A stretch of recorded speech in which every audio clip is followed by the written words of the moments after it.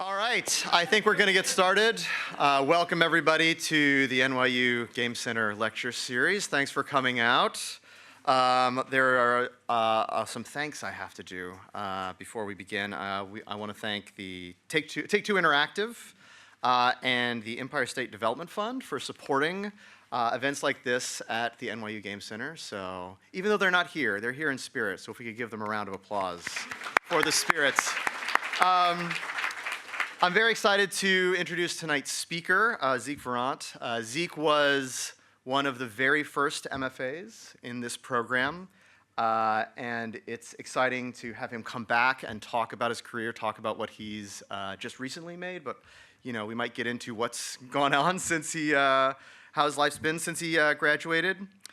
It's funny to think back about that first class. I think, you know, one of the things we say at the Game Center is always that, you know, the students and the faculty are really putting we're putting the department together.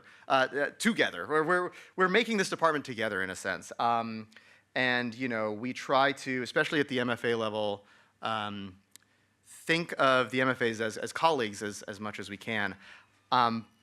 But part of the reason is because of that first MFA group. And if you weren't there at the time, it was really true. It's still true, but it was really true at that point, right?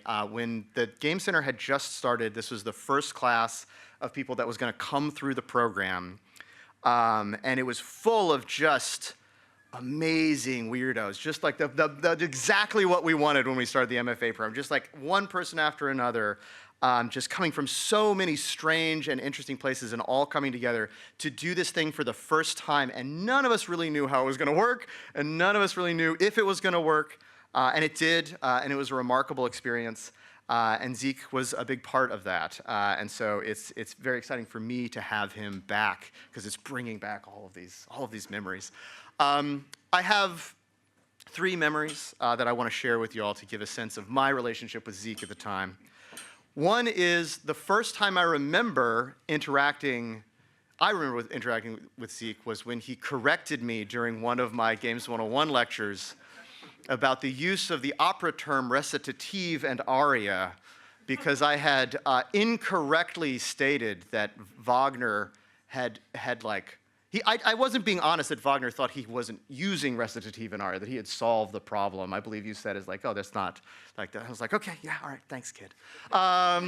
Kid, by the way, I was like maybe 3 or 4 years older than him at the time. So I remember that, and it endeared me a great deal to him. Then I remember at one point being at one of the very early Playtest Thursdays, maybe it was just a Playtest event, but I think it was like a Playtest Thursday, and I was playing one of Zeke's prototypes. I think it may have been for Studio, and I was playing it, and I was kind of like trying to, you know, get my head around it. It was really interesting. It was cool. But it wasn't working for me. And I remember turning to Zeke and saying, Zeke, I'm going to keep playing this, but I want you to know that if you weren't standing here, this is where I would walk away. This is where I would stop. And he really got excited by that bit of feedback. He was really curious. It's like, oh, interesting, like what? And that kind of magnanimity with which he met what is a kind of a little bit of a rude bit of feedback was really inspiring to me, and I thought that has been the model I have tried to follow when getting feedback. Is like, you know, I really want to know those things. Like it's useful to know when you kind of lost someone, and I think he had this openness and warmth about his work, even if it didn't work for you. That just made him such an interesting designer at that time. And then the last memory I remember is playing Soft Body for the first time, which is still one of my favorite games to ever come out of this department. I still think it's one of the best looking games to ever come out of this department. I was playing it, I was playing it just last week on a big, 4K television, and I decided to just sit this far away from it, and I was like, this is an amazing, like, there just aren't a lot of experiences like that, and I'm always grateful to Zeke to have created that experience, because it especially then when I was also kind of a young designer, really opened up a lot of ideas and possibilities about game design that I had not necessarily grappled with. So again, I want to thank you all for coming because I think this is going to be a great talk. It's also exciting to see all of the old faces that Zeke has brought out. I'm really excited to hear what he has to say. I think we're going to learn a lot, and it's great to have him back home. So please give a hand for Zeke Virant. Wow. Thanks so much, Charles. This really means a lot. Yeah, I was just trying to remember when we first started talking about the weirdness of the NYU Game Center. I remember like the joke was like we were making some really slow, boring games, and I remember just being like kind of dedicated for a little while. I was like, this could be our legacy. We could make the slowest, most boring games to ever be made. And like I'm a little bit sad that I didn't live up to that actually. But I really like making action games, and I really like. I really like being involved in the moment-to-moment stuff. So, well, I guess you could just like have a moment that just lasted forever. That would be kind of nice. But yeah, no, this is a super tremendous honor to be here tonight. Like when I started at NYU, or when I wanted to go into games in general, like one of the things was NYU's lecture series. They had Eric Woolpaul doing Portal 2, talking about that, and it was recorded. I could just watch it online. And I remember when I was thinking about going to the Game Center, being able to look through those lectures, and I remember Jordan Mechner coming through. That was a really, really great one. So I'm basically like, I want to be able to stand next to that and at least giving you something that's like memorable. I don't know. So yeah, we're going to see. Tonight is going to be a lot about picking up things in a game. So this is a slightly technical talk, what it's like to build with a lot of small pieces. Because with a AAA game, you're going to have like, you have one controller with like 16 inputs or something like that, and every one of them is jam-packed full of a million things that you can do with each one of them. So this is the context of this talk, is that think of like every feature we're talking about is like sitting on top of a billion other things, and it has to feel natural and smooth and intuition, and it has to be intuitive. So yeah, and why is this talk called Picking Up Things? So picking up things, I guess there's, shmups. I used to call soft body like a bullet hell or a shmup. And so like I figured like if you're going to have a shoot 'em up, you might as well have a pick 'em up. And so we've traded the whole like action adventure for adventure action. And in this world where we're making adventure action, we have pick 'em ups. So yeah. So to start off, I'm just going to do a quick introduction of myself. I'm going to talk about where I'm coming from and why I got into games and stuff.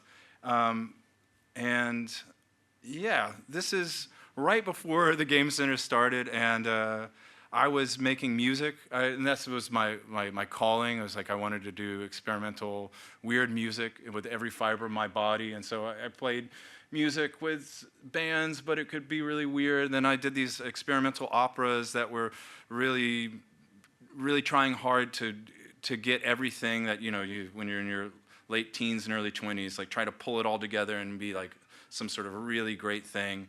And what I found though is like after I was doing this for a long time, is that I was really broke, and then I was cleaning people's apartments, and I wasn't happy with that aspect of it as well.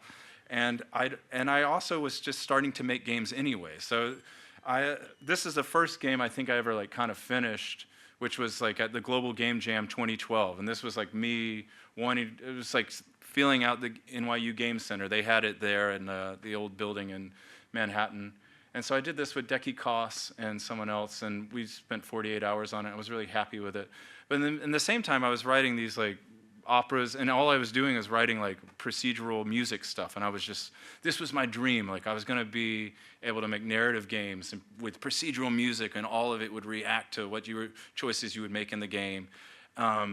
And so yeah, then I went to the NYU Game Center, and like that was going to be my thing. And I immediately was just like, man, this is boring to like try to make a procedural music system. I would much rather make action games. And so, and I actually just like the procedural music when it's done by musicians live. So it was just one of these things you had to figure out. And then yeah, went to the Game Center. That's a nice picture of us all together. I thought I had a picture of Charles here somewhere. I might have deleted it. Sorry.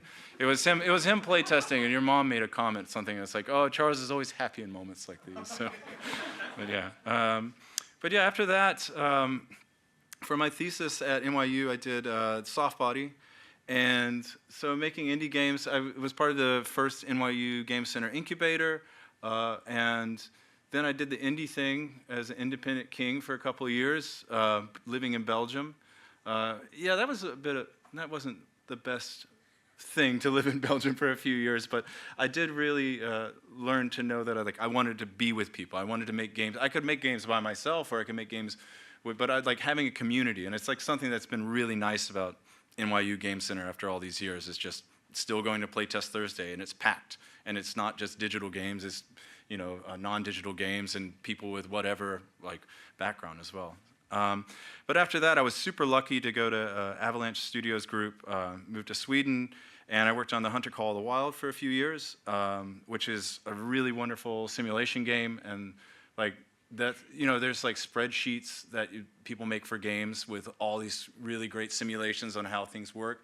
The person who made the ones for this did the best job, so that you should work for them, basically, is what I'm saying. Like really good spreadsheets.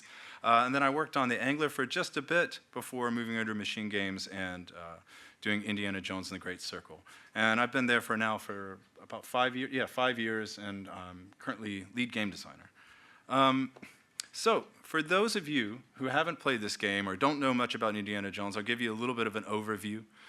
This is a first-person game, so it's an adventure game in first person with a little bit of third-person stuff here and there for things like traversing, like doing a wall climb, and then of course for cinematics as well. So you can see Indy, and it's not just that you're always looking at his hands and stuff. This was developed by MachineGames in a very close collaboration with Lucasfilm Games. Were very helpful in getting us to make this feel like the cinematic experience that we wanted. And then it's chronologically set between Indiana Jones and Raiders of the Lost Ark and The Last Crusade.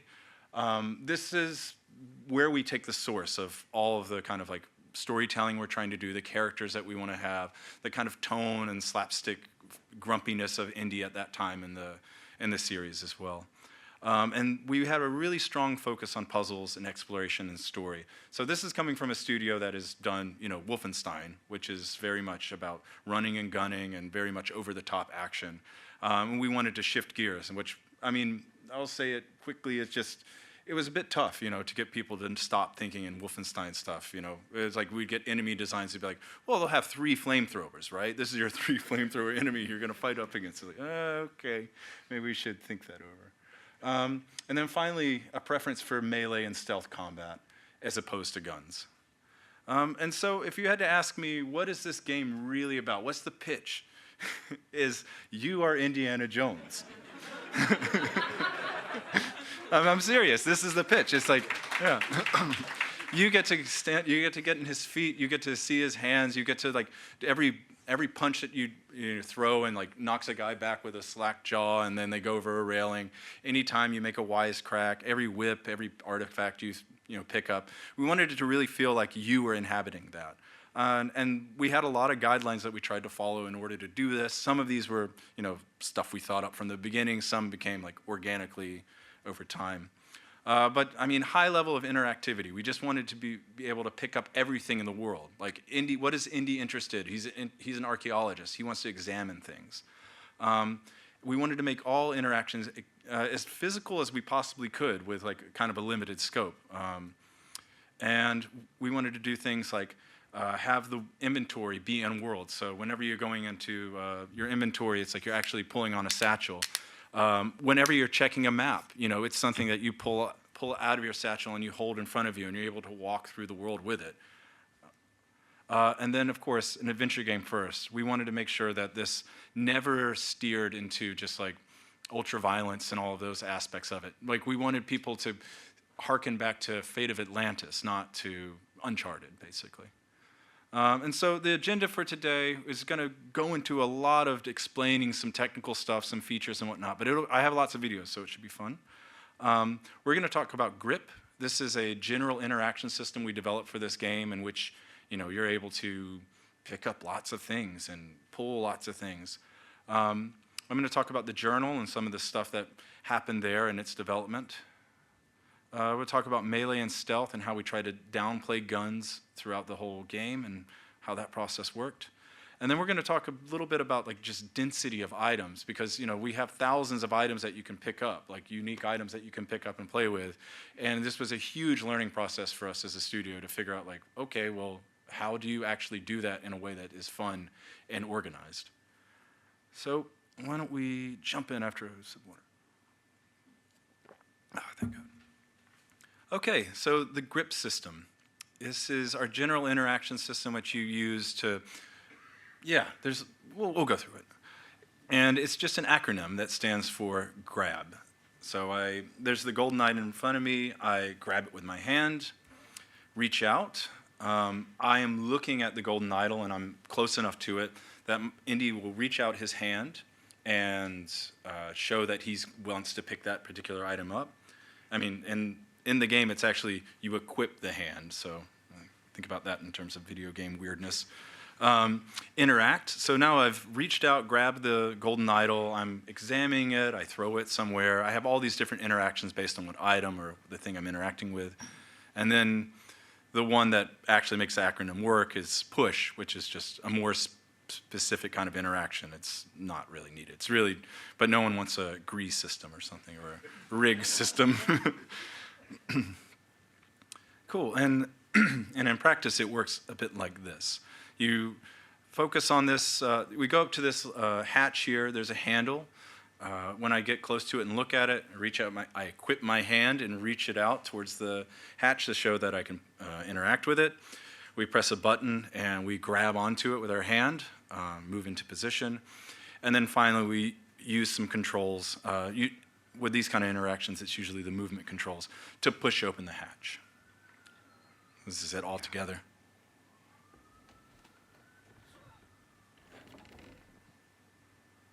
Ladies first. It's a little quiet. Yes, and in this one we did a particularly long finalized animation so that Gina could move into place and we wouldn't have a billion bugs of Indy like jumping in before her. So the idea was that this drove every single system in the game in terms of interactions and stuff, and it did do a lot, but it was definitely not as generalized as we wanted to. So as we started developing this, we have these kind of things where you're locked in place, and then the general kind of things that you pick up in the world. The first thing we called activations. These are things that are very much like very custom animations. Everything from the inputs to all the different kind of scripting that's required to make them work properly, all of our puzzles. These were done under what we call the activation system. And then we have pickups, which is just picking up something and then do you hold it in your hand, do you immediately stash it, all these sort of things. But they both start with the same thing, which is reaching out. So we start by just reaching out, and actually this animation of holding the hand out is where all of these, like if I'm gonna reach out my hand and then we're gonna play a pickup animation, it always goes from this pose. And so if I'm gonna use the lever, this is always the starting pose for every animation in the game. So it's like every animator has like had this pose like burned into their skull for the last 4 years. And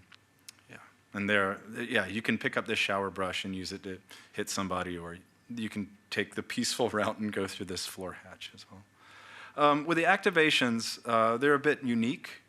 We use them for very specific purposes, and some of them are a little general, some of them are very, very, very, very custom and specific. But yeah, basically you grab onto an item and interact with it while you're locked into position. So you press X to enter the activation, activate the interaction. That's with the Xbox controller.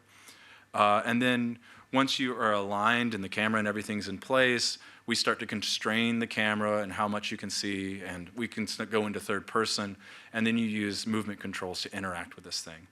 I'm going to give you a couple of examples of how this looks. It's been restored. The foundation is 1,000 years old. Careful. I know what I'm doing.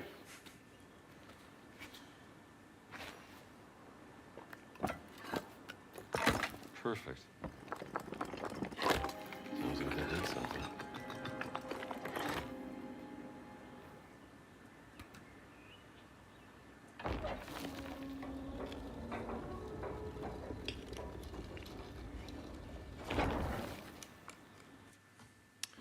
Here's another one where It's mostly, yeah, I think this is all third person. That a boat? And notice that it kind of perfectly, it allows us They to are frame this Russians. puzzle. So you can see the Carry whole Moses down status there. of the puzzle as you do it. And this is really good for getting players, the knowledge that they need in order to do something, to make this all work together.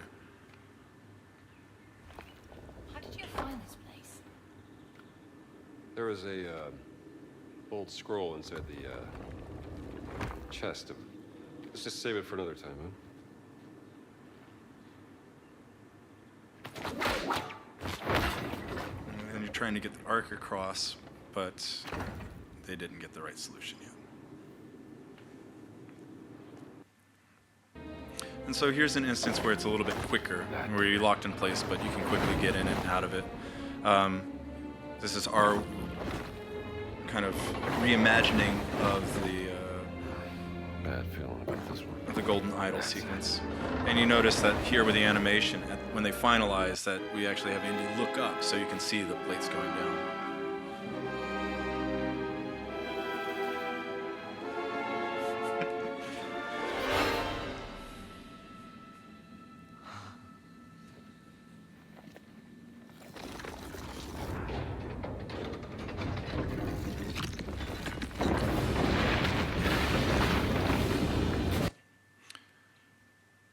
Cool. Great. So for these activations, how do they work in the game? Why do we have so many of them, and what purpose are they trying to solve? Well, one is I think the thing that's really cool to me, and this is maybe not the most important thing, is that I really don't like this in video games where you walk into a room and it's like an invisible thing that suddenly you go into a cutscene, all control is taken away. And so I didn't know how much I didn't like it until the design director, Jens Andersen, is like, we will have none of those in this game. They're terrible, and it's like, if we fail on that, then it's a failure of a game. Well, we did. We have 2 of them, but yeah. But we use a lot of these actions to kind of be a seamless transition between gameplay, and it kind of, you have this full interactivity, and then you're kind of locked in place, and you have more constrained, and then finally it takes away all control, and you watch a cutscene. It feels really good. It helps it helps set up the cinematic in a way, and I think everybody who makes a AAA game should do this from now on. Yeah, being locked in place for puzzles and for these interactions really helps you guide the player. Like if you say you're going to pull a lever, we can say, okay, we're going to have this camera angle. You're forced to see this while you're like pulling this lever. That way we can kind of guide the player through these things that like really should be simple, but players tend to, move the camera away to look at Indy's like side as opposed to looking right in front of them and stuff. And these high fidelity interactions are something we wanted for all of the puzzles. Like these are one of the biggest draws of the game. This is one of the things that we knew that people wanted. So to be able to do these kind of, we can't do everything custom, but for some of these big moments, these hero puzzles as we call them, to have all of these custom animations and systems driving it together with all of the different control over camera and alignment and whatnot, it really fit the kind of game we were going for. All right, moving on to pickups. Now, the pickup system is much more straightforward. It doesn't have as many like custom parts going on, and it's a little bit simpler to understand, which is just you pick up things with your hand. I walk up to something, I reach my hand out, I press a button to pick up the item, and then all the different interactions you get are based on what object you picked up. If it's a piece of food, I would immediately put it in my satchel. If it's like a candlestick, I could use it as a club, so then I just keep it holding it in my hand, and so forth. This was a strange one because this seemed like something that was like it should be straightforward for us to figure this out and players to understand. But it took us like 3 years to get that really good, and where it was like not difficult for players who play it for the first time to understand what should happen when they pick something up. And that's actually pretty good because it meant there was like 1 year at the end where it's like, oh, it's still working. I can't believe it. We don't have any changes to make to this stuff. It just finally settled into place. And the way that we set up pickups in the game is that we have a bunch of general shapes that we apply to anything that you pick up, and they have their various different animations. And I'll give you a quick rundown of that. So for one-handed shapes and two-handed shapes, we have small, medium, large reference models. And then this is what it looks like for the cylinder. And then a box. And then we have just a small rectangle. There's also a one-off for a medium-large cylinder, but I forgot about it, sorry.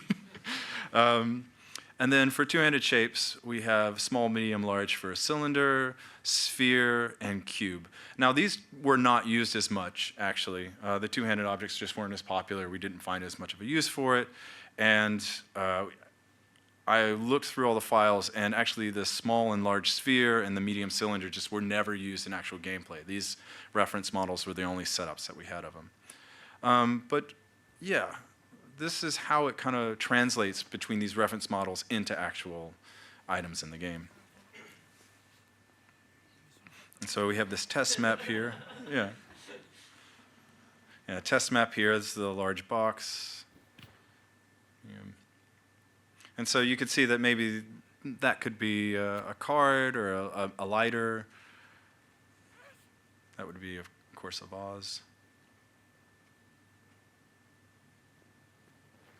And you see that the hand tracks as I focus on different things. So this is the small cylinder. We use this one a lot. And when we do these in specs, we have like 4 different animations for up, down, left, and right, and we're just blending between them when we move the stick. And so I think this looks really good for a key, based on that general thing. It worked a lot better than I could have even thought it would.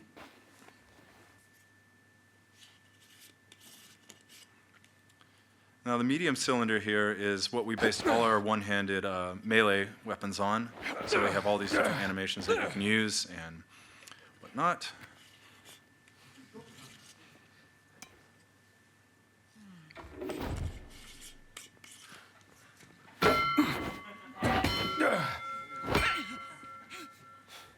But rest, would you?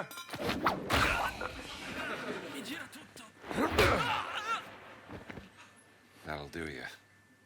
And so he was using the same. He's using the same for the handbell as he was for the baton and whatnot.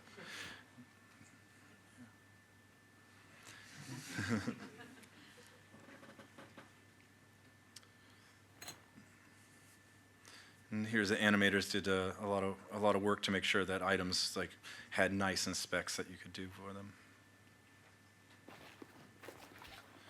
Cool. So once I've put this in my hand, I can now walk around with it. And if I want to put it into an inspect again, I can press a button and it immediately transitions to it.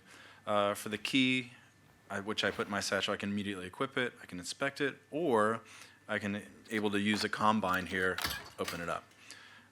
And the combine system is something that we put so we could have a general approach to just putting stuff into place. And so I put this together really quick, which is just a couple of letters that just interpolate from your hand right into a mail slot. And it was something that really saved us a lot of time to have a system like that. So we have all these cool systems. We have the activations, we have the pickups, and now it's time to figure out what kind of game we can make with it. We have, now this is one of the earliest slides I saw about the general core gameplay loop that we wanted to have, or at least what the breakdown was. So this is back in early 2020.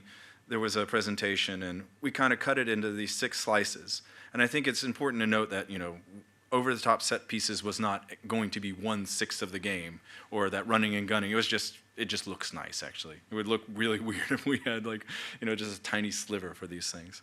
But yeah, I think if we look at exploration and puzzles, and the infiltration was something that I think most people were really interested in seeing if we could do it, because MachineGames had been making over-the-top action games for so long, and it was really exciting to try to explore these spaces. And I think for us, what we started to go to a space where we wanted to just have a lot of things to find. We wanted to give a sense that there were secrets everywhere. And when you're exploring the world, that exploration should just feel super rewarding in the terms of okay, there's really, really, really great there's really, really great art throughout the world, and I'm in the Sistine Chapel. That's a reward as itself.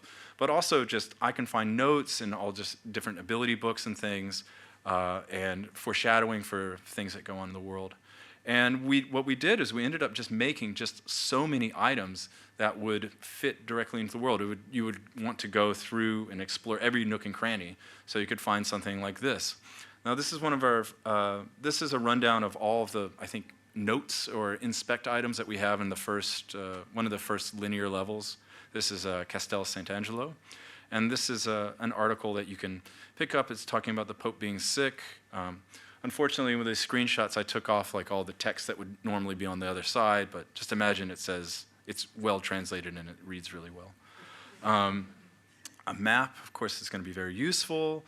A letter from a priest. This is something that foreshadows a mission you get later where you need to recover medicine bottles, and getting enough medicine bottles will then let you get health upgrades and stamina upgrades. This is an an adventure book is what we called it.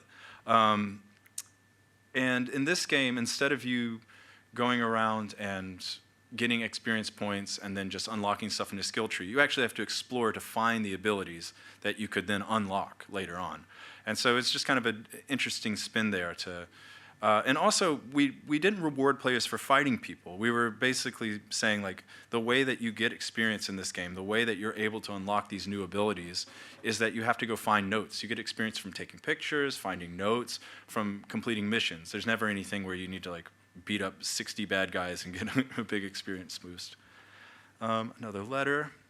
This foreshadows the Giza. I think this is a postcard about enemy forces in Giza, which shows up like 6 hours later. Another ability book. This is a note we placed right next to a locked door to tell you where the key was, where you could probably find a key for it. This was for a puzzle, and so this was something that if you pick it up and you stash it, it'll immediately give you a new mystery to solve. And these are a bunch of small little puzzles that we gave to the player to mix things up. And there's 3 of those. And then finally, once you solve the mystery, you get this wonderful letter from Borgia back in the day. Another adventure book. And then with all these notes, these go into your journal. You can see that they're folded up, they're placed there. And so as I go through the entire game, if we get to the end, I'm able to go through all of the journey and see and read every note and see how Indy would have pasted it in his journal as well.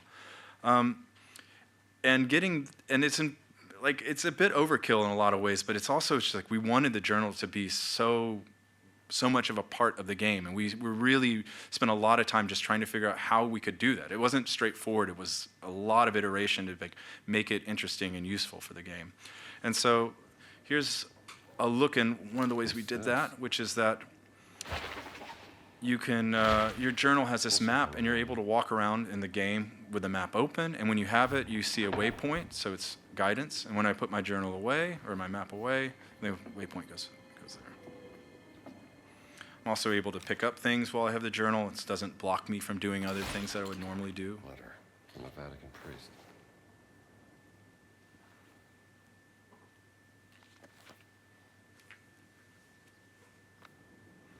Yeah, I'm quickly back on my way with my guidance. Very simple to unequip.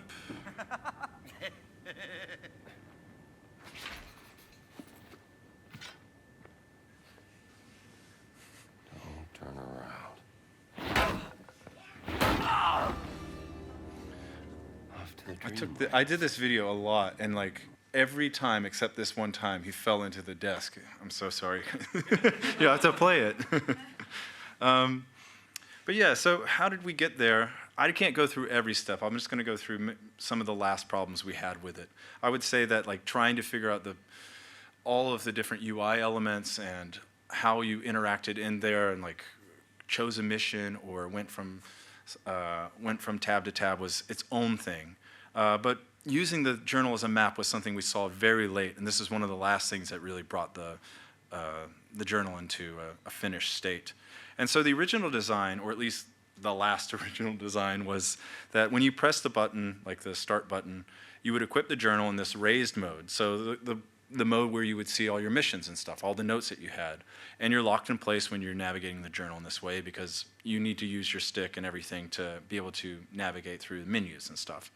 And then you would press a different button. I think we had it as like triangle or Y to switch to that lowered mode. And so you have the map right in front of you, and you can walk around, which you just saw. And what this is doing is it's prioritizing slowing down, and it prioritizes raise mode because it's the first thing you go into. And it's hiding the lowered mode functionality a little bit.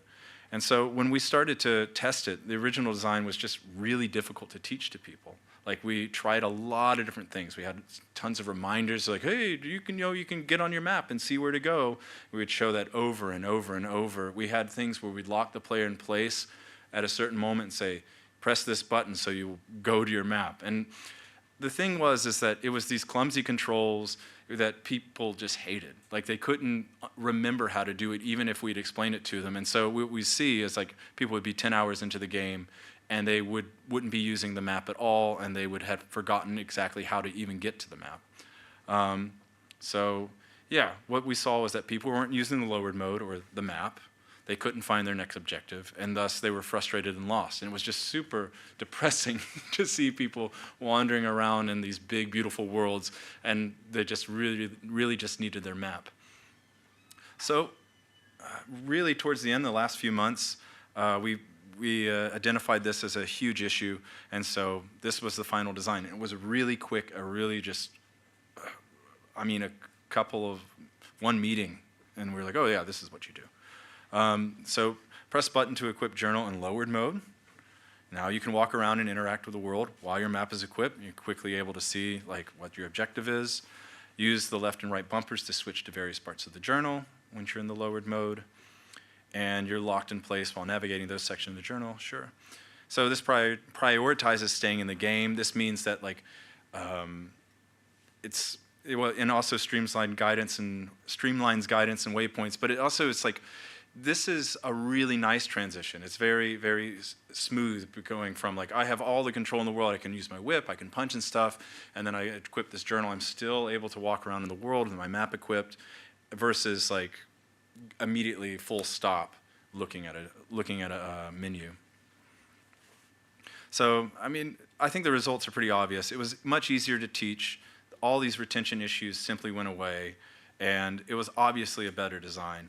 The thing is like, why is it this way? Why are we in this place where why the obvious design so much better is so obvious? I think there's a lot of baggage here, because with every AAA game with any game, you have to assume that something's going to be super hard to teach. I mean, you can get super lucky, you can have an elegant like epiphany, and people will start to like just get it. But especially with a AAA game where every button has like is taken and has multiple inputs based on context, like these things are just really, really difficult to teach, and you end up trying, for the last half of the game, trying to get those just right. And so it's like, it being hard to teach wasn't the problem in my mind. But knowledge retention was the key metric here. It's like just seeing that people just couldn't remember how to do it. And I think if you would take away the game today, if someone couldn't play for 2 months and they pick up the game, and they would immediately be able to get back into the journal. They would, oh yeah, that was it. That's just like, that's something that's intuitive to me. And so yeah, but it was super obvious, but it was 4 years of staring at this, trying out different things. It was a full year and a half or even 2 years before we even had the journal that you could walk around with. And so when you have these like very incremental steps, you can kind of get lost in all the different iterations, and sometimes it's quite hard to find the obvious way to go forward. But yeah, last look at that.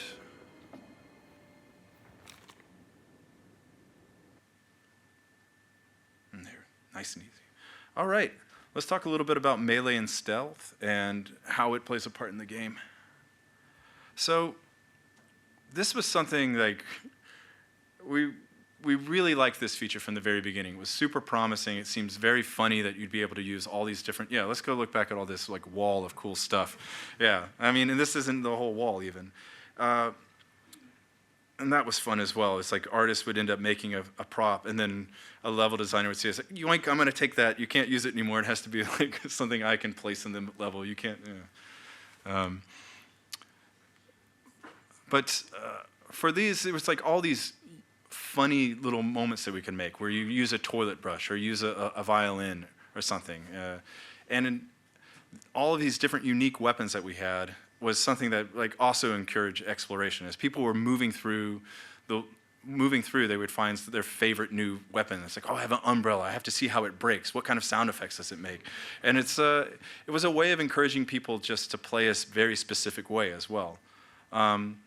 Fits the character, and it really sets an expectation for what kind of game you're playing as well. So if I'm in a really tense melee combat situation, I'm like scrambling to pick something up, and I go to get something and it's a fly swatter, that's a really good moment for Indiana Jones. And then finally, super importantly, it downplays gunfights. Now, gunfights were a huge concern throughout the whole development. It was just like, every time we were talking about the game, with higher ups, it was like, we really don't want to see Indiana Jones like this for 30 hours, like everyone always having a gun and walking around, blasting guys. And so, of course, what we do as designers is we try to develop a lot of systems to reduce gunplay. I'm talking about this pickup system and all these improvised weapons. You've seen what the finished version is, but the promise was not so apparent at first. This is a first. Yeah, you're actually locked in place for a full second. And then, yeah.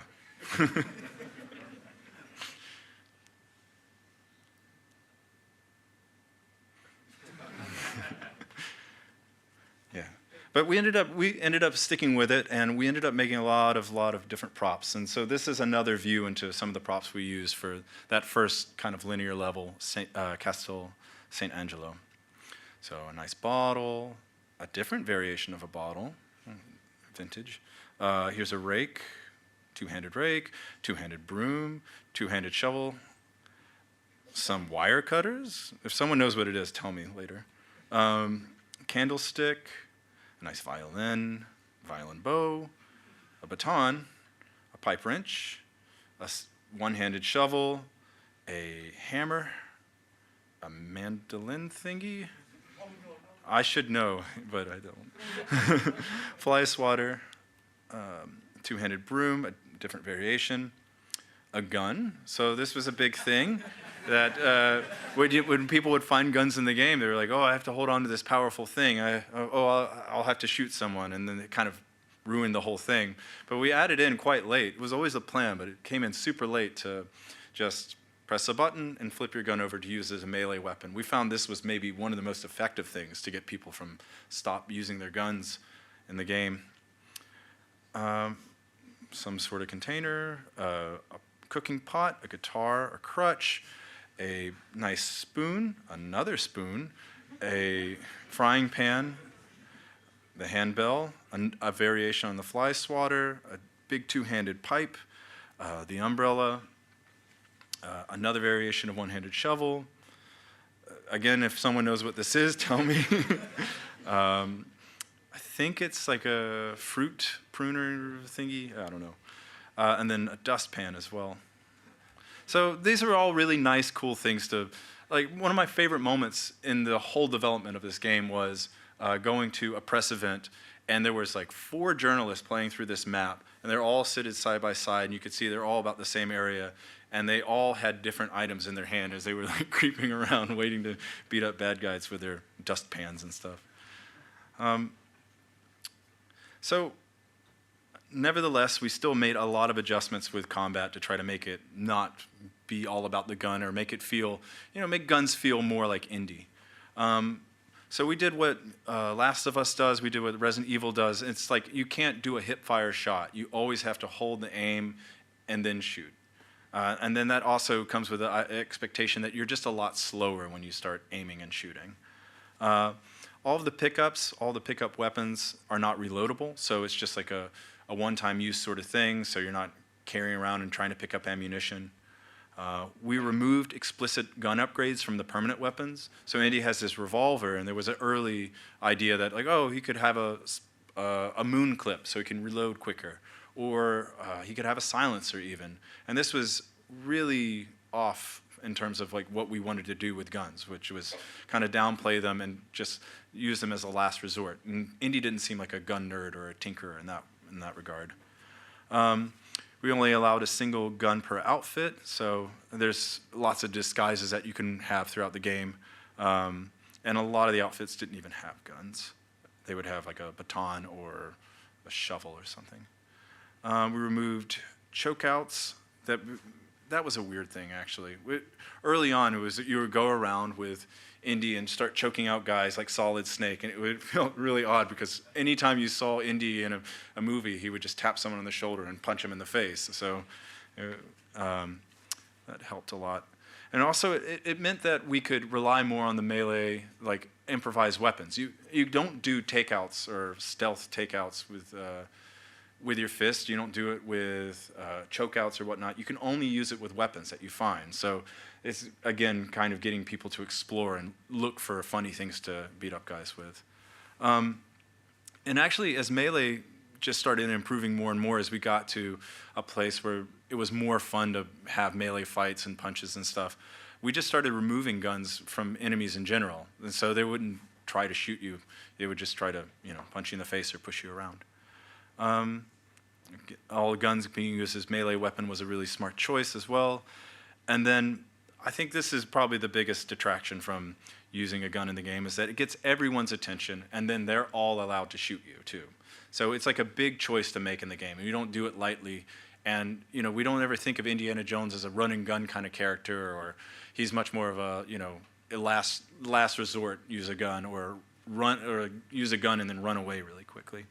So we had all these big concerns. We developed a lot of systems to try to reduce this gunplay, and it was a real big worry for a while until it just wasn't. We just continued to iterate and chip away at this problem for a long time, and this was the feedback we were getting at late playtests, is just that people would be in 10 hours into the game, they would get into Giza and like, oh, I got a gun? Whoa, cool.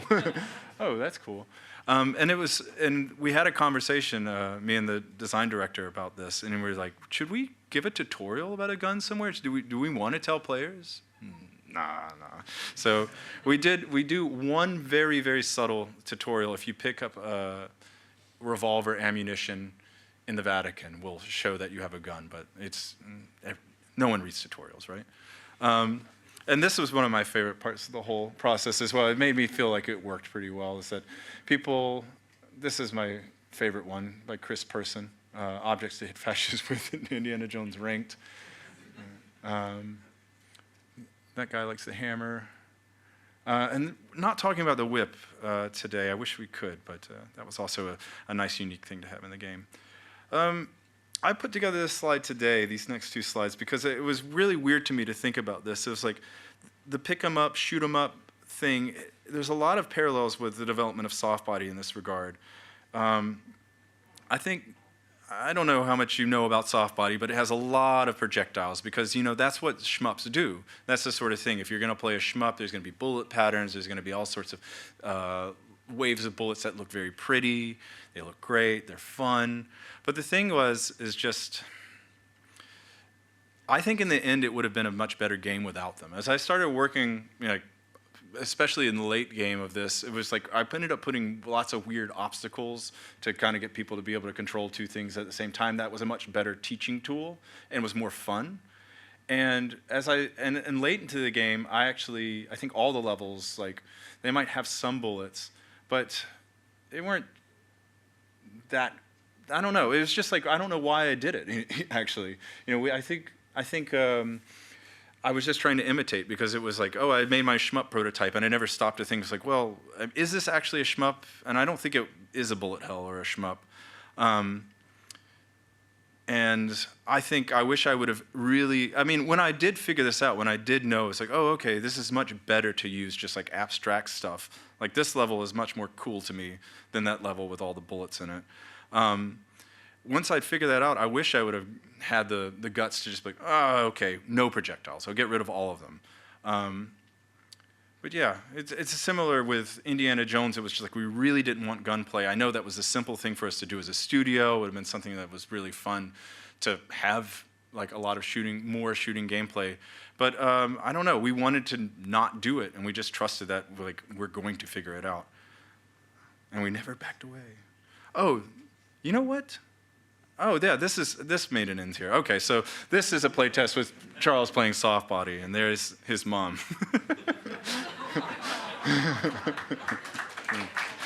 Yeah. So just my one soft body throwback today in the talk. Cool. Let's talk a little bit about pickups and what's going on with them. There was a lot of learnings, as I mentioned earlier. It's like density.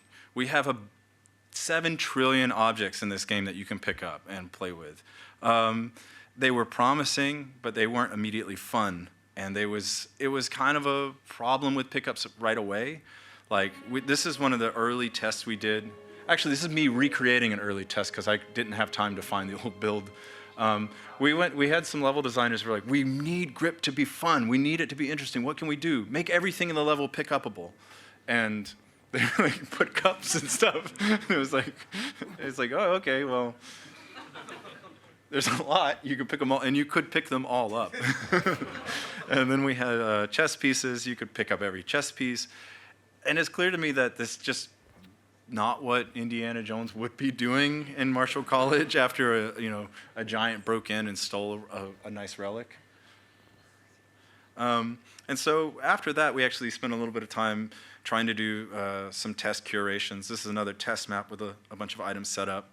So here we decided, it's like if anything's like fragile or beautiful, it should be, or ancient, like it should just be inspect. It should be something I hold in my hand and look at.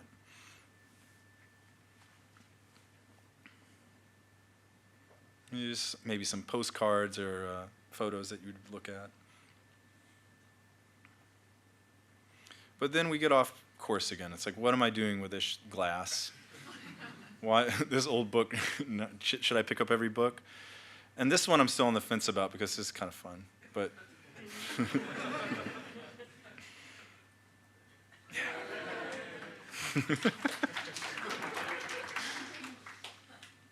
and then we made a decision, maybe we shouldn't allow you to throw ancient relics. Yeah. But yeah, what we discovered from this is like, there's a lot of content. And I think we could have used chess pieces. I think we could have used paper cups or something. But it needed to support the character and needed to support gameplay. And it really meant that we had to stop being, like, stay in the design team and be like, oh, well, I think that Indy should be able to use these items and whatnot. It really needed everyone in the studio to understand what we were going for and what it meant to have interaction in the game. And so we ended up putting together a lot of guidelines and having a lot of talks with the art department to make sure that like everyone understood exactly how we wanted this system to kind of play out. We also wanted to figure out more fun things to do. So we need interesting things to happen in the world that uses this system. So we started to sprinkle in a lot of these mysteries or living world activities. In fact, every single level designer was tasked at one point, just like, you need to make one small mystery so that we can just get one. And some people made a multiple, and every new hire, it was like they would get onboarded and everything, and it's like, all right, do your mystery now. And so like, yeah, I think that's one of the things where, yeah, not every level designer did like a combat scenario, but every level designer did a mystery. And then finally, guidelines for placement and types of items. It's just communicating that to players, and not to players, sorry, to developers. And here's a breakdown of how we did it. There was a lot of problems, right? So we have a lot of things that you can interact with. They're not fun necessarily. But even if they are fun, we were finding things kept getting in the way.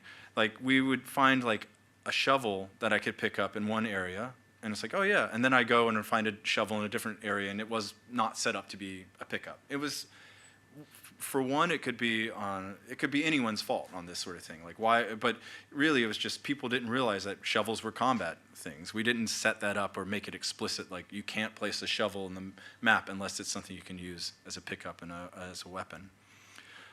Players were often confused about what was interactable. It was this thing that we were trying to fix. Was like you walk into a room and you see something across the other side of the room, and you should know it's like, I can go and pick that up. Or, oh, that's not something I can pick up. And then finally, if I went and picked it up, what would the interaction be? Like, would I stand there and inspect it? Would it be something I immediately put in my satchel? Would it be something I would use as a weapon? And you can see this can be a problem with these really, really dense environment art areas. And if you can see, there's an outline on that piece of fruit there. So that one's clearly something that you can interact with. But over here, there's nothing like drawing my eye, but I can see that there's bottles placed on the edges there, and all the bottles I know I can pick up, and that's something I can use as a distraction. Here, you can see like placed on all the open areas, there's bottles, there's like a violin there, and a bow. There's also a candlestick that you can pick up. And so we started to define like exactly all the rules, and I'm not going to go through every one of them, but here's a few of the highlights. Every interaction for every item needs to be the same. If it's static set dressing, it needs to be always static set dressing. If it's a pick-upable thing, it should always be pick-up. What kind of objects we have, letting people understand that. This was a very important thing, that pickups should always be one-piece objects. We had level designers and game designers going in and setting up items like fans and globes and this microscope that you could pick up. But it really looked awkward in the hand. It didn't make sense for Indy to pick it up. In the case of the fan, you'd pick it up and you'd be a little disappointed that it's lifeless because the blades don't start rotating a little bit. And so we made this pretty tough constraint that it has to be a one-piece, like kind of static object, like a stiff piece of paper, a key, or a shovel or whatnot. All of the large singular props read as pickups in our game, so we need to be very careful about where we place large singular props. And then if we wanted to really signal that something was something you can't interact with, we had a couple of techniques for this. One was just like, if there's something that looks damaged, if it's in disrepair, if it's garbage, if it's piled up in like a box in a crate somewhere, then it's not something you can pick up. And we're pretty consistent with that throughout the entire game. So yeah, the essential elements here is size, placement. You want to make sure that all these items are right on the edge. Like it's so frustrating in games where it's like, oh, okay, I want to go pick that up, and it's like in a desk, and it's way back here, and you like push up against it, and it's like, oh, I can't quite reach. Oh, there it goes. Yeah. So we made sure just to make them really generous. Like if you're going to place an item that you can pick up, put it in kind of an open area or on the edge of a desk. Good repair, and then of course the color and design. Cool. I think we got one last section here. We're going to talk a little bit about grip activations. This one's pretty fun because it's so complicated and custom that we can't really give one learning. It's a million small learnings here. Yeah, so one thing, I guess picking one thing from it is that these were a touch too technical. So MachineGames is kind of from this old school tradition of like, you make a Quake map, that means you do the lighting for it, that means you make the texture and the art for it, that means you do all the enemy placement, and it's like one person can do the whole everything. And at MachineGames, like with level design and game design, we kind of expect people to be able to do all these things, or at least do a good stab at it. But as we've gotten bigger, we've gotten a little bit specialized, and especially with these kind of like technical systems, we couldn't no longer expect for everyone to be able to do them. It's a very steep learning curve. There was a lot of animation work to go into it, and a lot of things to debug when there was problems with those animations. The system was in such a state that it took a long time to come online. So people would get frustrated because they couldn't make good placeholders for it, and there was a lot of friction and slowdown because they were like, I need to have this because it. So we ended up having levels that just didn't feel like they weren't cohesive. They weren't really showing what the game, what the intention was. And I'll give one example here is just doors, which are just always really, really, really hard to work with. I worked with doors throughout the entire project, and it's just comically sad how hard they are and how many problems that come from it. I remember like at the end of the project, I would be like, that's the worst door I've ever worked on. And then, and somebody said to me, it's like, so far. Yeah, it's like Homer Simpson says to Bart, this is the worst day of my life so far. Worst day of your life so far, my boy. Yeah. But yeah, they're really hard, and they're. In fact, why don't we just take a short detour into Doorland?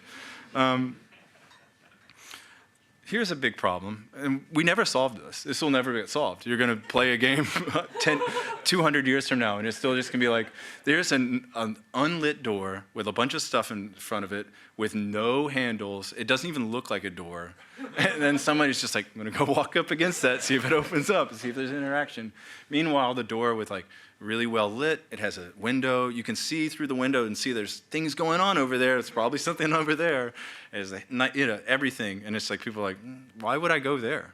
Like, yeah, so, I mean, we didn't help ourselves as well because we had like 8 different types of locked doors with different messages that you needed to do. So a level designer, yeah, we'll go through it. We had level designers who like, put a door in there, and it would have a message of like, that's not the right message. That actually, you're not supposed to do that. I'll do the door. It's, because look at this list. We have key doors that have a handle. We have non-key doors that have a handle.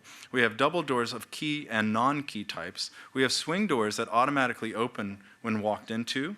We have swing doors that require you to unlock them with a key first, and then that automatically changes your disguise or outfit. And afterwards, if you're interacting with that door, you need to be in that outfit to walk through the door. And if you don't have the outfit, it says, it requires a clerical suit or whatnot. We have doors that are unlocked only via script or story, and so they need to say something like, opens elsewhere, opens another time. Doors that can only be opened on one side via a latch. Doors, and so that says opens from other side. Doors that require you to pick up an object that is blocking them to unlock them. Doors that Gina will lockpick for you, which are really hard to do. And then, of course, we just have these static doors that are just set dressing. So at the end of the project, we put together a map of how doors worked in the game.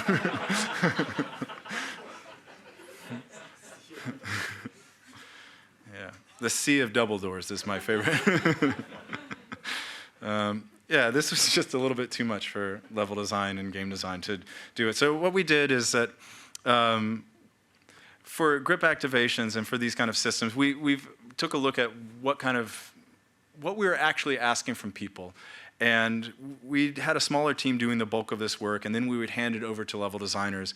And it's actually kind of changed the way the studio works a lot, is that instead of having, a level designer is supposed to do it, we're actually hiring technical designers to do this, someone who's more in tune with that way of thinking about it. And as MachineGames grows, I'm sure we'll have more things that require people to focus on stuff like this.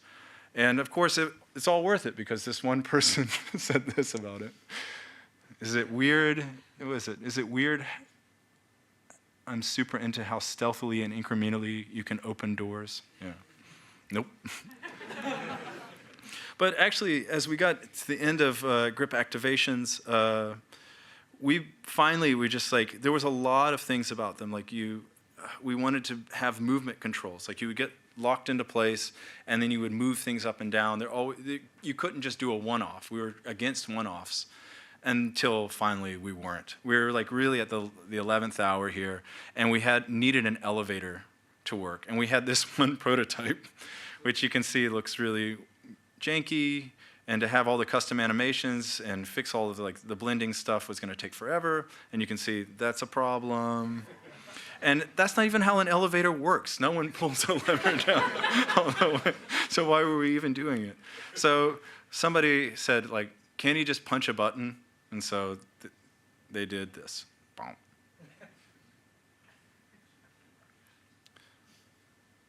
All right, yeah, so basically this scene. It's just we were staring at this sword fighter with his lever, and then just nah, punch it.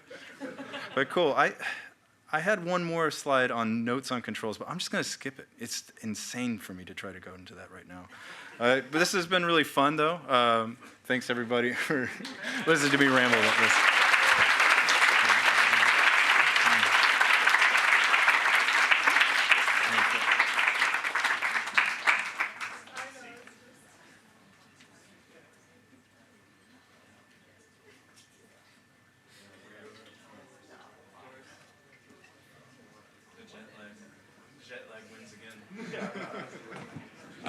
All right. Well, thank you so much for that.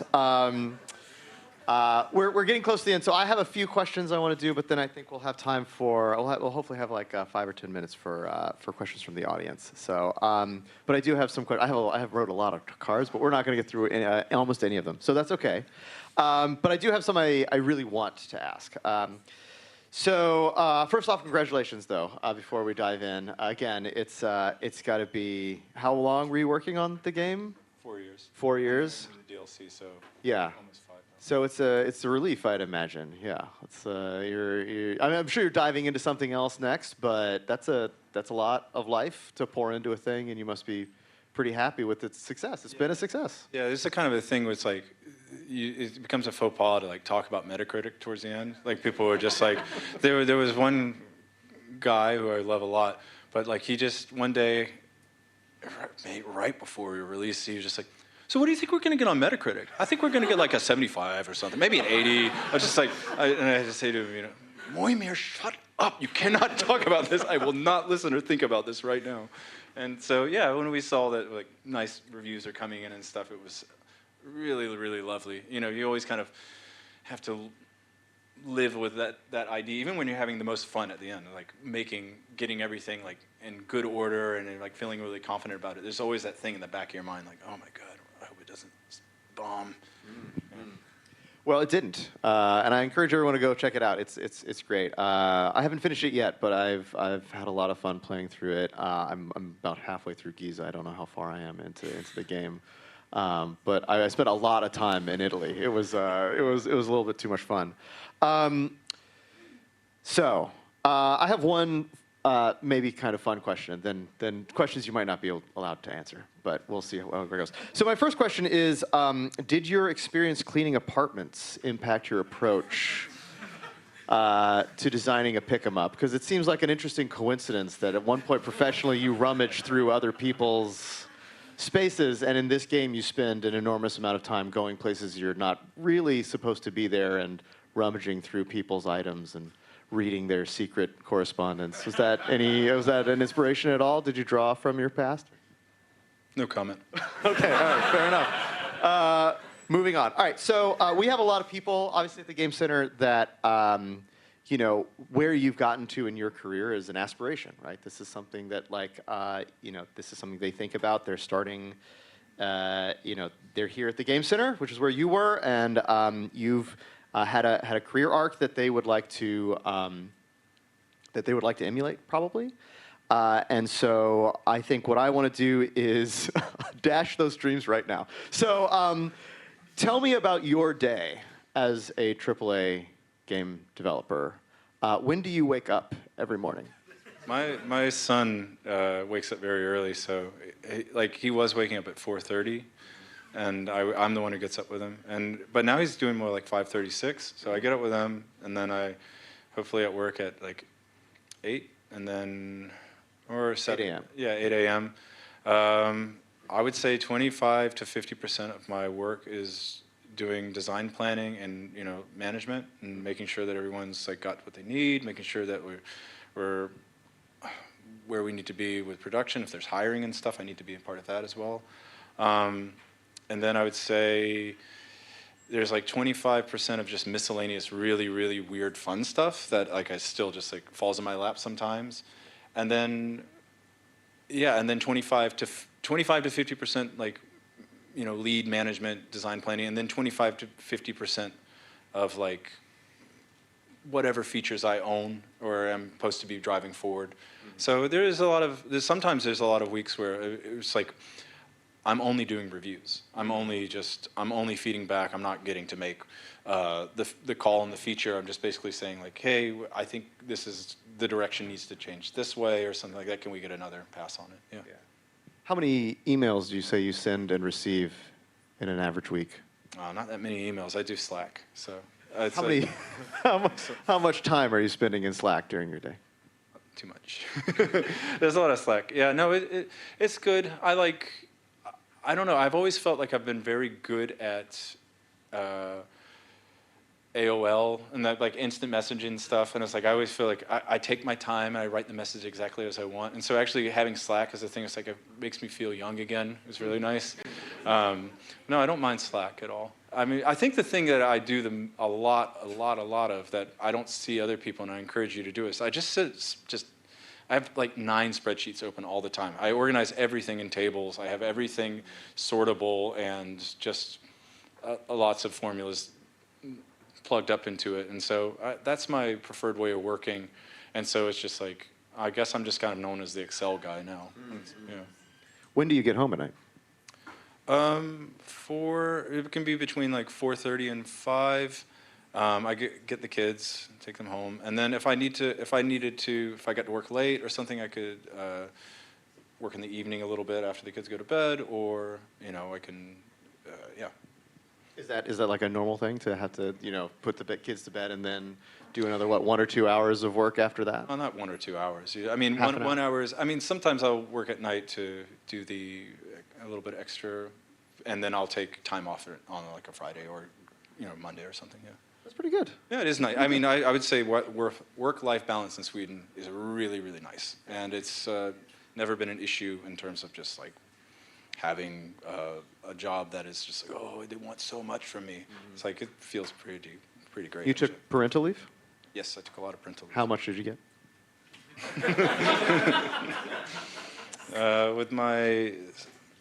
With my daughter, I took 7 months.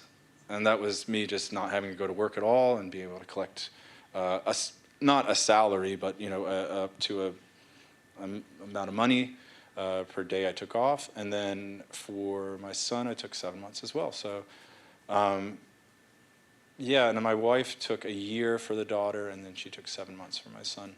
And we still, in that parental leave, we still have until they turn 6. And so it's a really nice system. And everyone loves it and they encourage it. So it's like I took parental leave during this AAA title. I took it like actually a year before we were released, and then I was there for the last 6 months.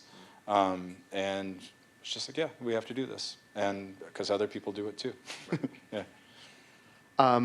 How much, if you can say, how much went according to plan? Well, you showed that big wheel, that great circle at the beginning with all of the parts of the game divided up. And obviously that wasn't reflecting portions of the game, but like you had a plan. How much at the end of this process does it look like that plan at the beginning? I mean, just overall design direction, I think we kept intact. I think we have that wheel. I think the thing that really, especially with the grip system, is we did a very, very big change to the controls. And I think what was that? Can you talk about it? Yeah, I can talk about it. It's just, it would be exhausting to try to explain it thoroughly. I'll say that we had left trigger as a way of, you go up to something, you put your hand out, you hold left trigger, and you have it in your hand, or you grab onto a lever, you hold it, and you let go of left trigger and you drop it. And that was supposed to be simple and elegant, and the thing was, is like, if Indy was left-handed, that would have been nice for some people, because some people could never get over it. It was never a problem for me. And also, it was there was a bit of fatigue, having to hold it for a long time. And then the other thing was, we doubled aim on it. So aim a gun. So the idea was that, like, if I wanted to pull my gun, I could just press left trigger if I wasn't focused on something. But if I was focused on something, then I would grab onto it. And it was just felt so bad to be... Body-esque madness, basically. Yeah, it's like, oh, I'm going to go pick up this nice amulet. And then you, like, look a little bit away from it. You're like, yeah, no, I got my gun out again. Hey. And you do that one time, and you're like, this is funny. You do it a couple of times, like, what? It didn't work, no. And then we wanted to hold on to the trigger, so we put it on the right trigger for a little while. It feels so good to use the trigger on it. That was the thing. But then again, it was doubled up with combat, and we eventually went to X after exhausting all options. I think if we could do it again, I think we would have made that transition to X a little bit earlier, so that we could maybe rethink some of the interactions and the way they feel, so they feel better with a toggle. Yeah. What's your relationship to music right now? I've actually been very... playing and listening, I should say. I've been very studious about playing the bass again. Like, there's this thing. It's like there was a couple years ago. I just realized I'd been doing practicing really wrong, and so I'm just very efficient when I practice now, and so I'm a better player than I ever was, which is weird to me. All it took was just like some sort of reconfiguration of that. But What was that reconfiguration? it's just slow it down, slow it down, and be very, very patient, and just do it right, and then very gradually speed up. And that's it. Just make sure the notes and the muscles are there. Like I would always, even when I knew that that was the way to do it, like I was just too impatient. I would just always be like, oh, I think I got it. But now it's like, no, I don't have it. I need to do it again. And in terms of music, I don't know. There's this band called Dolly Style. My daughter listens to them, and they have a song called Yeehaw, which is yeehaw, back on the horse. I'm a cowgirl in the rodeo. Okay, yeah. Giddy up, giddy up, giddy up, giddy up, giddy up. You know, it's super good. So that's what you're listening to right now. Nice. When was the last time you played Softbody? When was it? I don't know. A couple of weeks ago, probably. A couple of months ago. For this talk, or do you ever fire it up every now and then to kind of relive the old days? Every once in a while, I'll do it. I'll go to Hard Game Plus, and that's what I want to do. I still, you know, there was a level I shipped with, or that I never beat.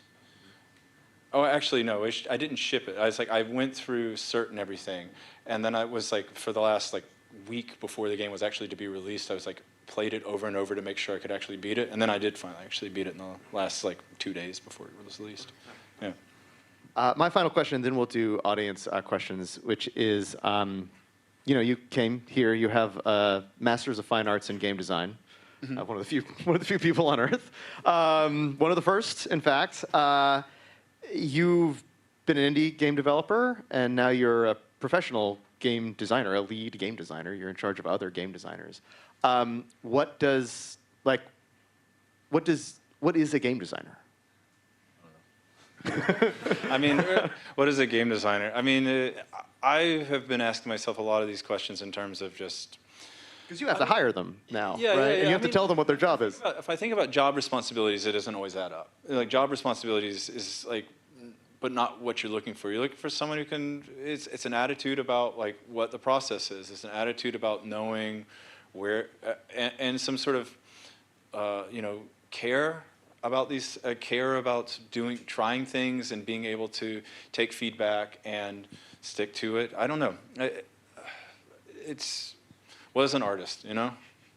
I'm serious. Like, what it was just, when I interview people. And, someone who makes assets for video games. What are you talking about? I know exactly what an artist is. Exactly. But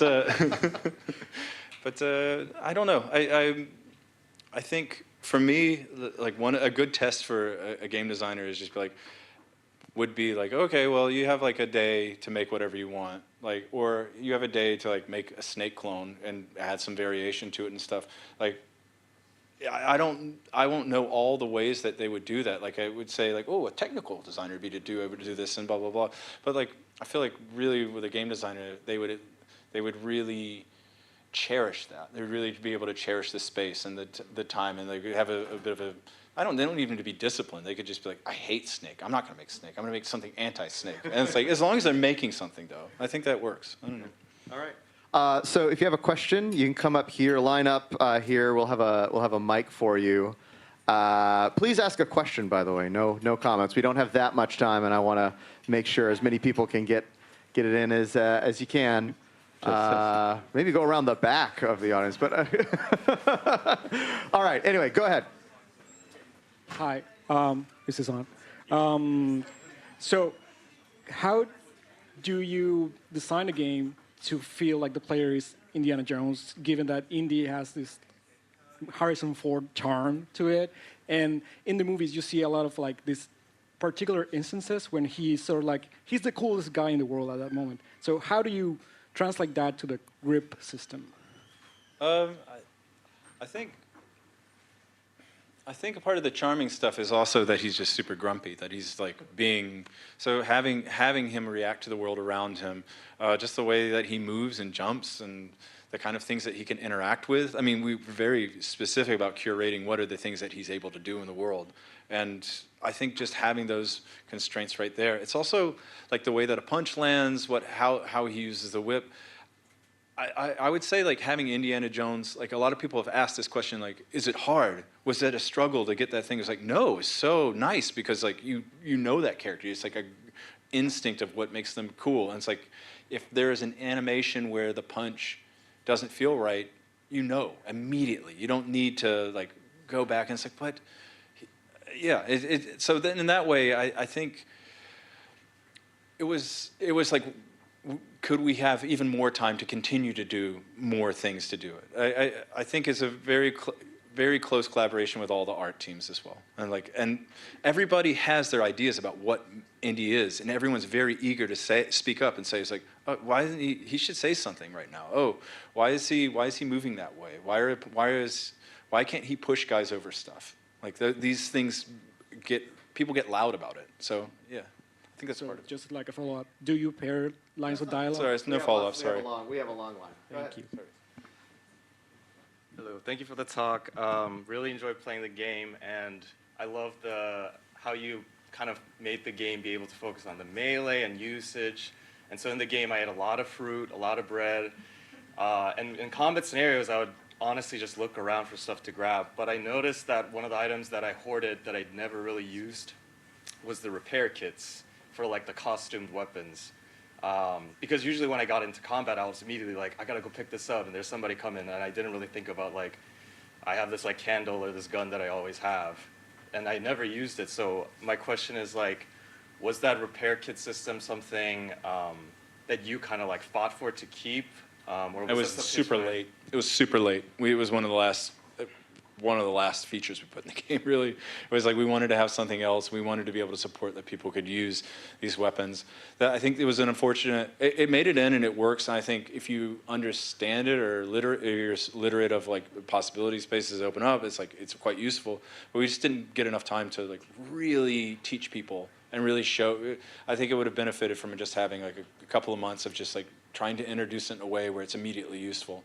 And but we did end up patching in a thing where you can now, when you have a repair kit equipped, you can like throw it at enemies. So it can become a weapon if you have too many of them and you want to use them again. The solution for everything. All right, thank you. Next. How do you, aside from watching the movies, prepare to embody Indiana Jones? And how does Lucasfilm have any effect in like, or say in like, hey, that's not what he says, or hey, he wouldn't jump like that. I'm curious how the relationship between like MachineGames and Lucasfilms was. Yeah, I don't have too much insight into the actual contract aspects of like what they can or cannot say in terms of that. I can't speak to that, but I'll say in terms of like being Indiana Jones and what do you do besides watch the movies. I mean, for me, I go pick up stuff. I mean, really, so many pictures of me just like, how would he like grab onto this thing? There's lots of reference photos of, I would go to a botanical garden or like a greenhouse, right? And you would see vines and I'd be like, how does it work? How's it gonna feel? And stuff like that. But that's a bit of a joke answer. I don't know. I think one of the things that's really special to me is that people love this character so much and will tell you why they like Indiana Jones. So people like, one of the nicest experiences about the game releasing is that you hear that it's a game, it harkens back to like the Fate of Atlantis where people play it together. Like those old point-and-click adventure games, they were pretty hard, so you'd sit around with your family and like try to figure them out. And when I'm hearing more and more, it's just like, oh yeah, my partner was really interested in it, and they sat with me. Or my kids were playing it, and like we all watched. And that's really kind of a nice aspect of the whole Indiana Jones character. He's really beloved. In fact, when I was interviewing with some Korean journalists, they were just like, you know, Korea loves Indiana Jones. Like, what do you have to say to the fans? And it's like, and I'm just like, you know, thank you. You know, it's lovely. It's lovely to get that, to hold that responsibility. Yeah. Time for maybe two more. One more? Okay, go ahead. Okay, so my question is like in the lecture we talk about a lot about like your design and your process of like for this specific action of picking up, we want to like put it in the trigger, we want to use the X button, and we go through a lot of like process trying to figure that out. How do you know it's right? Like what's right? It's just feels right, or like there's playtest or there's feedback? How does that work? There's a couple of ways of going about it. Like one is, I mean, you can hold, and I think MachineGames is good about this. They take risk and they will get feedback from the, internally. Like we don't like the way this feels. This is not going to work, or we don't think. Respectfully, it's not going to work. We don't think. But design will hold to these things, and we'll try, and we'll say if you say it was just not ready yet because we need this, this, and this. It's a skill to know when to stop and when to change gears. But I think, especially with AAA development, you do have to be a bit hard-headed about like, no, we're almost there. We give it some time. Let's try to change the context. And a lot of the times they're right. And so I think when it's working. That's the thing. It's like it just feels right. It's intuitive. You watch somebody else play it, and if once they learn it, if that like, oh, it's working. Oh, maybe I just need to tutorialize it better. But yeah, I think the main problem is just like, what do you do when, especially with AAA stuff, where it's like most of the time for development, like these features are not promising yet. They're not showing all the like things that they should be. Yeah. Thank you for your question, and thank you, Zeke, for coming in. Welcome home, and thank you all for coming out.